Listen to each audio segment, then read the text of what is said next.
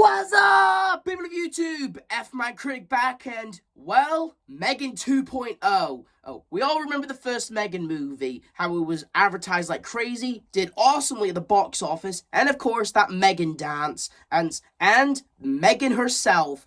And a couple of years later, we ended up getting a sequel, which, didn't do too well at the box office, and actually, instead of being a slasher movie with horror, instead this movie is more switched to action sci-fi, which I will admit I'm a little mixed on, but the movie itself, I gotta come out and say this, it's my full-on opinion here, so, in my opinion, I love this more than the first movie. Yep, this movie, M3GAN 2.0, in my opinion, was a lot better than the first movie, okay? I straight up loved this movie. I loved all the characters and what they all went through from the first movie to now, and how they all, and of course, we all love the killer robot herself, who is no longer a killer, but we'll get to that. And I kind of like the story and what it was going with, because, in the first movie, we know, I pointed out in the first movie, that the first movie had, basically, Chucky 2019 a little in the story, but this movie has an AI story, which, because of this day and age, because we as a human species are too reliant on AI and chat GPT, honestly, it kind of made sense to make a movie, since M3GAN is a robotic AI robot, it makes sense for her, for a sequel to have an AI message in it, and, yeah.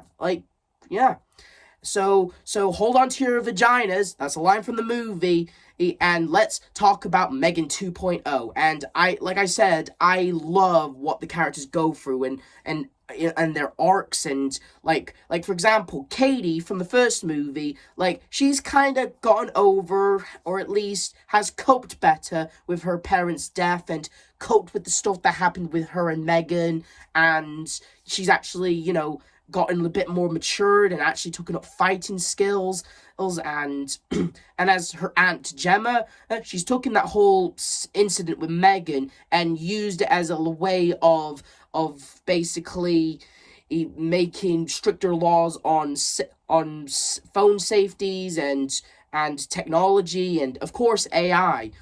And she's more of a role as Katie's adopted mother in this movie, and basically like Gemma's whole deal is she's got to learn to trust her niece and eventually M3GAN more in this movie. And as for M3GAN herself, I love what they did with M3GAN in this movie.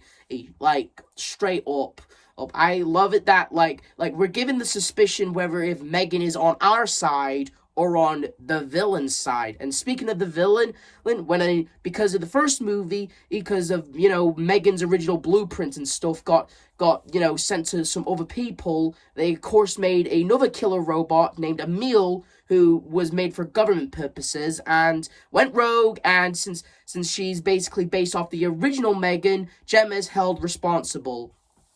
And M3GAN introduces herself back to Gemma, which, with the shock of Gemma, is wondering how is she still around, and considering the fact that there's a new killer doll and she's basically the original one, they basically got no choice to team up, and Gemma, she's skeptical about the whole thing, but really, M3GAN, she's still, her original programming is that she wanted to protect Katie, and she still has that programming. Really, her problem, what she went wrong is that she just cared too much. Actually, the biggest mistake you made was murdering 4 people and a dog. And she also did try to kill Gemma and eventually Katie, but according to M3GAN, she was upset. Given no choice, but Gemma has to give M3GAN a new body, and she puts her in this kind of cool old plastic Teletubby kind of toy that kind of looks like the robots from Rob's Gone Wrong. But what I was actually shocked to find out, that wasn't actually made for the movie. That body that M3GAN is in is actually an actual robot toy that was made for kids called the Moxie robot. And honestly, I'm honestly surprised that's an actual real toy they used for the movie. And after watching this movie, I kind of want a Moxie robot myself. And basically, consider it probation for with M3GAN. And well played on Gemma's part, so that way she couldn't access Bluetooth or anything. But eventually, of course, she eventually gets her new body, and Katie eventually finds out that M3GAN is still alive. And, you know, they try to, like, find ways to stop Emil. And apparently, it was revealed that, like, Emil, she wants to, like, use this old chip from the 80s. Basically, like, what happened was a company made this program that was used on this Rob-looking robot, but it eventually ended up killing the family, and it's been locked away for 80 years, collecting knowledge. If Emil gets her hands on that chip, it'll pretty much be like unleashing a god.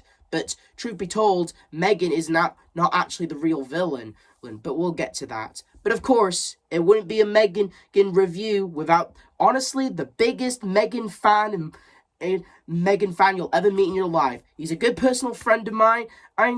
And give it up for the Loud House critic himself, Taurine Smith-Partey. M3GAN on the end, I still love that movie from today, especially after seeing it 5 times in the movie theater, because I think it just gets better and better. But with the sequel, M3GAN 2.0, there were kind of mixed receptions about this one, but you know, it's still entertaining, and I still actually love the character M3GAN herself, because I love what they did from her from the first one to the second one, because this is what I was hoping for after seeing the first one. And they did justice over that one, even when this one didn't even feel like it was a horror film, because it felt more like a sci-fi thriller kind of suspenseful film. But I still enjoy M3GAN 2.0 as much as I enjoyed the first M3GAN.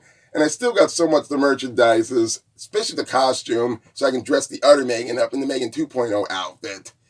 So I enjoyed M3GAN 2.0 as much as I enjoyed the first M3GAN. So, you know, it's all good. It's all said and done, you know. So I love M3GAN, and I still love her movies. It was good to have you on the show, T, talk about your favorite robot doll. Oh, and anyway, as I was saying before about the villain of the movie, now, Emil isn't really the villain of the movie. Yes, she is the final boss that M3GAN has to fight in the movie, but Emil wasn't the one pulling the strings. Apparently, it's some guy named Christian, and he's someone who got established in the movie, and he's someone that Gemma might have fancied or something, but and his organization is about, like, making stricter rules on AI or banning AI. But when he was revealed to be the twist villain, I had to say, what a twist! Basically, Christian's whole operation is, like, him and a bunch of concerned citizens, basically, like, they want to get rid of AI. They say that AI is bad, AI could take over the world and stuff like that.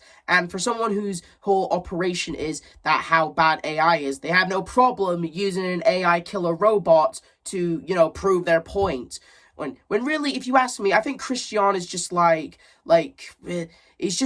he's taking, like Christian in the movie, when he's revealed to be the villain, he's all, like, he's trying to play off like he's the hero, like he's the good guy, like, he's not really the bad guy here, he's like, but dude, you're kind of just using, like, he's, like, doing the whole, doing wrong things for the right reasons sort of deal, but in my opinion, he's just, like, if you ask me, Christian is just using the whole AI taking over the world, like, he believes in that whole AI can take over the world, fine. But if you ask me, he's just using that whole hypothetical concept and using it to justify his actions and crimes. And, like, again, for a man whose entire operation dedicates to getting rid of AI, they have no problem using an AI robot to prove their point.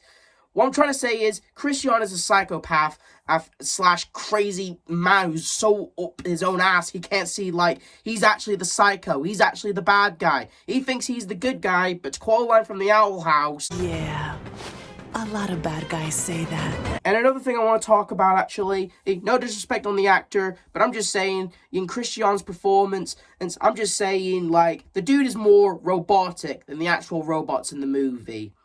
But enough about him. Thankfully, Emil kills him off, and, you know, and Emil, she actually does get self-aware, because she actually does get self-aware in the movie, and M3GAN has to fight her and eventually ends up destroying herself in the process. And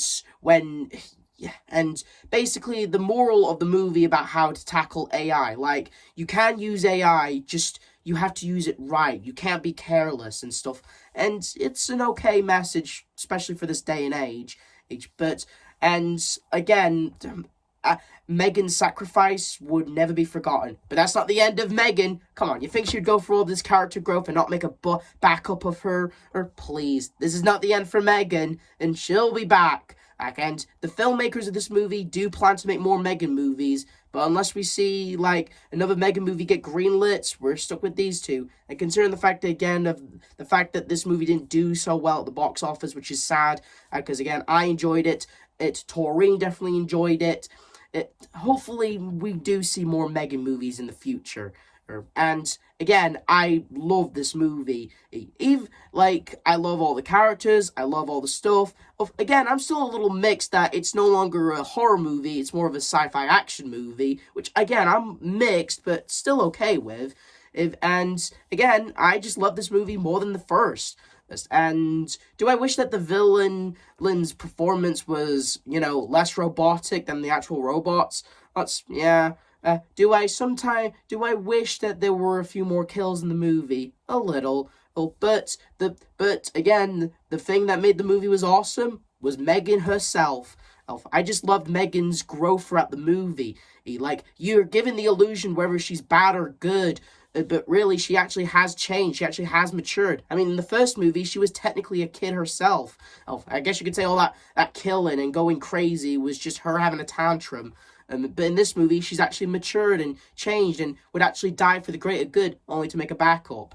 And again, yeah, M3GAN 2.0 really kicked ass, and yeah, that's all I have to say about the movie and how I enjoyed it. And how it was a shame to know that the movie didn't do so well at the box office. But fingers crossed that it does get greenlit for more M3GAN movies. This is the F-Man Critic telling you to like, subscribe, hit notification. I'll see you guys next time.